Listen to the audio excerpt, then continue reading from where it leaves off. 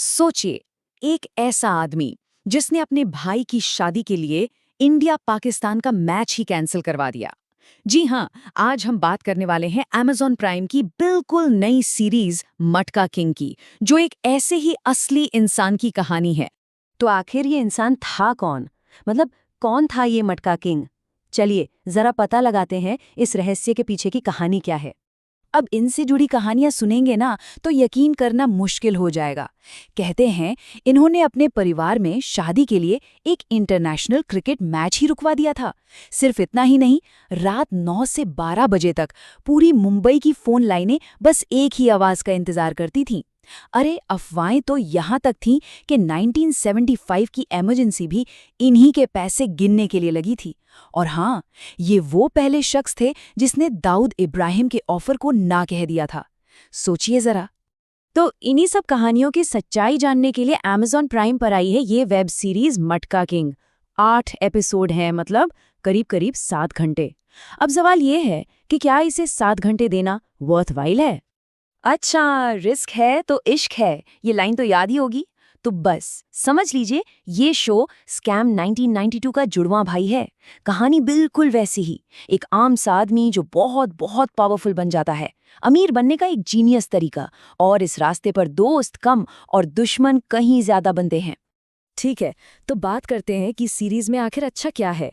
मतलब वो क्या चीजें हैं जो समीक्षक के हिसाब से इसे देखने लायक बनाती हैं, जो इसे खास बनाती हैं।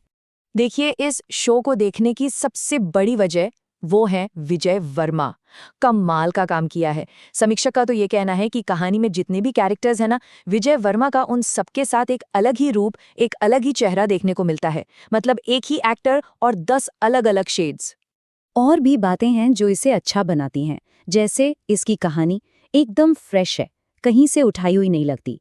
फिर जो रिसर्च की गई है असली मटका किंग पर, वो इतनी डीप है कि आप कहानी से जुड़ जाते हैं, उसे महसूस करने लगते हैं। और हाँ, जिस तरह से मटका का खेल समझाया गया है ना, वो बहुत क्रिएटिव है। और ऊपर से वो 1960s का पूरा फील, ऐसा लगता है जैसे टाइम में पीछे चले गए हों। तो ये तो हो गई शो की अच्छी बातें, पर हर शो परफेक्ट तो नहीं होता है ना। समीक्षक का मानना है कि ये शो भी परफेक्शन से बस जरा सा चूक गया। तो चलिए अब देखते हैं कि वो कौन सी बातें हैं जो इस मजबूत कहानी को थोड़ा सा, बस थोड़ा सा कमजोर कर देती हैं। सबसे बड़ी दिक्कत जो समीक्षक को लगी वो है शो की लंबाई। उनका कहना है कि ये कहानी 8 की जगह 4 एपिसोड में आराम से खत्म हो सकती थी। बीच के जो 3 एपिसोड्स हैं वो कहानी को बेवजह खींचते हैं। और एक बात और, शो थोड़ा सेफ खिला है। असली विवादों और नामों को टाला गया है, जिसकी वजह से वो एक गहरा इमोशनल कनेक्शन नहीं बन पाता। हाँ, और एक छोटी सी वार्निंग भी है। समीक्षक ने साफ कहा है कि शो में कुछ सीन्स ऐसे हैं जो शायद फैमिली के साथ बैठकर देखने में ठीक न लगे। तो अब हमने शो की अच्छी और बुरी दोनों बातें जान ली हैं। तो इन सब को मिलाकर समीक्षक का फाइनल फैसला क्या है? क्या ये सीरीज देखी जानी चाहिए? चलिए पता करते हैं। तो समीक्षक ने इस सीरीज को दिए हैं 5 में से 3.5 स्टार। अब ये 3.5 स्टार आए कहाँ से?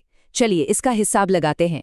1 पूरा स्टार मिला है विजय वर्मा की एक्टिंग को, 1 स्टार सब्जेक्ट और रिसर्च के लिए, 1 और स्टार मटका के खेल को समझाने के तरीके को, और आधा स्टार मिला है 1960s वाली फील को जिंदा करने के लिए।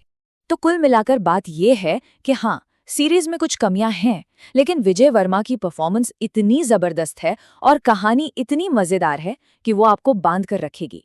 एक बार देखना शुरू किया तो ये आपको अपनी दुनिया में खींच ही लेगी। तो अब जब हमने इस सीरीज के बारे में इतना कुछ जान लिया है, तो समीक्षक आखिर में एक बहुत बड़ा सवाल हम सब के लिए छोड़ जाते हैं। ये 8 एपिसोड देखने के बाद ये फैसला हमें खुद करना होगा कि ये जो असली किरदार था वो आखिर था क्या, एक हीरो या एक विलन? इसका जवाब तो आप शो देखकर ही मिलेगा।